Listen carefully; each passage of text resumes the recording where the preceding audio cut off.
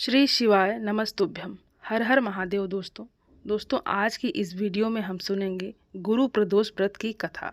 तो आइए हम सभी सुनते हैं। गुरु प्रदोष व्रत भगवान शिव की पूजा और उपासना के लिए रखा जाने वाला एक विशेष व्रत है जो गुरुवार के दिन आने वाले प्रदोष काल में किया जाता है।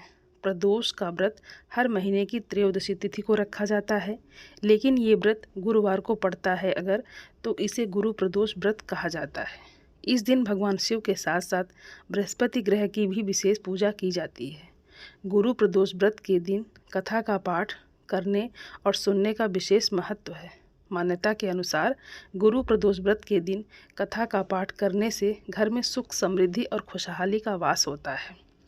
पौराणिक कथाओं के अनुसार एक बार इंद्र और वृत्तासुर की सेना में भयंकर युद्ध हुआ। देवताओं ने दैत्य सेना को पराजित कर नष्ट भ्रष्ट कर डाला। ये देख वृत्तासुर अत्यंत क्रोधित हुआ और स्वयं युद्ध करने लगा। आसुरी माया से उसने विकराल रूप धारण कर लिया और देवताओं की सेना पर आक्रमण करना शुरू कर दिया, जिससे सभी देवता भयभीत होकर गुरुदेव बृहस्पति की शरण में पहुँचे। बृहस्पति महाराज बोले, पहले मैं तुम्हें वृत्तासुर का वास्तविक परिचय दे दूं। गुरुदेव बृहस्पति देव ने कहा कि वृत्तासुर बड़ा तपस्वी और कर्मनिष्ठ है। उसने गंधमादन पर्वत पर घोर तपस्या कर शिव जी को प्रसन्न किया है। पूर्व समय में वो चित्ररथ नाम का राजा था। एक बार वो अपने विमान से कैलाश पर्वत चला गया। वहाँ शिव जी के वाम अंग में माता पार्वती को विराजमान देख वो उपहास पूर्वक बोला, हे प्रभु, मोह माया में फंसे होने के कारण हम स्त्रियों के वशीभूत रहते हैं, किंतु देवलोक में ऐसा दृष्टिगोचर नहीं हुआ कि स्त्री आलिंगनबद्ध हो। सभा में बैठे चित्ररथ के ये वचन सुन सर्वव्यापी शिव शंकर हंसकर बोले, हे राजन, मेरा व्यावहारिक दृष्टिकोण पृथक है। मैंने मृत्युदाता कालकोट महाविष का पान किया है, फिर भी तुम साधारण जन की भांति मेरा उपहास उड़ाते हो।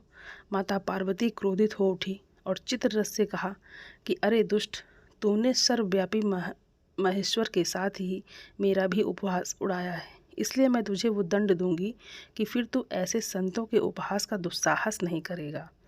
अब तू दैत्य स्वरूप धारण कर विमान से नीचे गिर, मैं तुझे श्राप देती हूँ। जगदम्बा भवानी के अभिशाप से चित्ररथ राक्षस योनि को प्राप्त हो गया और त्वष्टा नामक ऋषि के श्रेष्ठ तप से उत्पन्न हो वृत्तासुर बना। गुरुदेव बृहस्पति आगे बोले, वृत्तासुर बाल्यकाल से ही शिव भक्त रहा, अतः हे इंद्र, तुम बृहस्पति प्रदोष व्रत कर शंकर भगवान को प्रसन्न करो।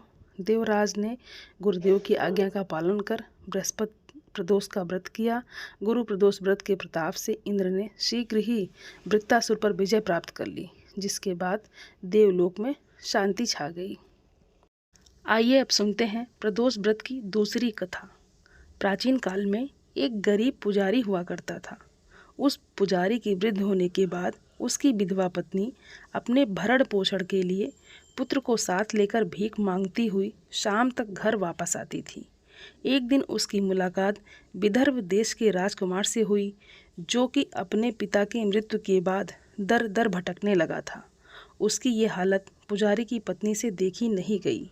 वो उस राजकुमार को अपने साथ अपने घर ले आई और पुत्र के जैसे ही रखने लगी। एक दिन पुजारी की पत्नी अपने साथ दोनों पुत्रों को सांडल्य ऋषि के आश्रम ले गई। वहां उसने ऋषि से शिव जी के प्रदोष व्रत की कथा एवं विधि सुनकर घर जाकर वो भी प्रदोष व्रत करने लगी। एक बार दोनों बालक वन में घूम रहे थे। उनमें से पुजारी का बेटा तो घर लौट आया, परंतु राजकुमार वन में ही रह गया। उस राजकुमार ने गंधर्व कन्याओं को क्रीड़ा करते हुए देखा। उसने उनसे बात करने लगा। उस कन्या का नाम अंशुमति था। उस दिन वो राजकुमार घर देर से लौटा। राजकुमार दूसरे दिन फिर से उसी जगह पहुंच गया जहां अंशुमति अपने माता पिता से बात कर रही थी। तभी अंशुमति के माता पिता ने उस राजकुमार को पहचान लिया तथा उससे कहा कि आप तो विदर्भ नगर के राजकुमार हो ना, आपका नाम धर्मगुप्त है। अंशुमति के माता पिता को ये राजकुमार बहुत ही पसंद आया और उन्होंने कहा कि शिव जी की कृपा से हमें अपनी पुत्री का विवाह आपसे ही हम करना चाहते हैं। क्या आप इस विवाह के लिए तैयार हैं? राजकुमार ने अपनी स्वीकृति दे दी तो उन दोनों का विवाह संपन्न हुआ। बाद में राजकुमार ने गंधर्व की विशाल सेना के साथ विदर्भ पर हमला किया और घमासान युद्ध करके विजय प्राप्त की और अपनी पत्नी के साथ राज्य करने लगा। वहाँ उस महल में वो पुजारी की पत्नी और पुत्र को आदर के साथ ले आया तथा साथ रखने लगा। पुजारी की पत्नी तथा पुत्र के सभी दुख व दरिद्रता दूर हो गई और वो सुख से अपना जीवन व्यतीत करने लगे। एक दिन अंशुमति ने राजकुमार से इन सभी बातों के पीछे का कारण और रहस्य पूछा। तब राजकुमार ने अंशुमति को अपने जीवन की पूरी बातें बताई और साथ ही गुरु प्रदोष व्रत का महत्व और व्रत से प्राप्त फल भी अवगत कराया। उसी दिन से प्रदोष व्रत की प्रतिष्ठा व महत्व बढ़ गया तथा मान्यता के अनुसार लोग ये व्रत करने लगे और कई जगहों पर अपनी श्रद्धा के अनुसार स्त्री पुरुष दोनों ही ये व्रत करते हैं। इस व्रत को करने से मनुष्य के सभी पाप नष्ट हो जाते हैं एवं मनुष्य को अभीष्ट फल की प्राप्ति होती है। दोस्तों, आप सभी को प्रदोष व्रत की हार्दिक शुभकामनाएं। आज चैत्र मास प्रदोष व्रत है और प्रदोष व्रत जिस वार को पड़ता है उसे उसी के नाम से जाना जाता है। इस बार का प्रदोष व्रत गुरुवार के दिन पड़ रहा है तो इसलिए इसे गुरु प्रदोष व्रत कहा जाएगा। जैसे एकादशी के व्रत में भगवान विष्णु की पूजा की जाती है, वैसे ही प्रदोष व्रत के दिन भगवान भोलेनाथ और माता पार्वती की पूजा की जाती है। और यदि ये व्रत गुरुवार को पड़ता है तो उस दिन इसे गुरु प्रदोष व्रत कहा जाता है। गुरु प्रदोष में गुरु यानी बृहस्पति जी की और भगवान शिव जी की पूजा की जाती है। और जिन व्यक्ति की जन्म कुंडली में ग्रह दोष खराब अवस्था में बैठा हुआ है उन्हें गुरु प्रदोष व्रत विशेष रूप से करना चाहिए। इस व्रत के करने से उन्हें गुरु तथा भगवान शिव पार्वती का विशेष आशीर्वाद प्राप्त होता है। और इस व्रत का पारण अगले दिन शिवलिंग पर जल चढ़ाने से होता है।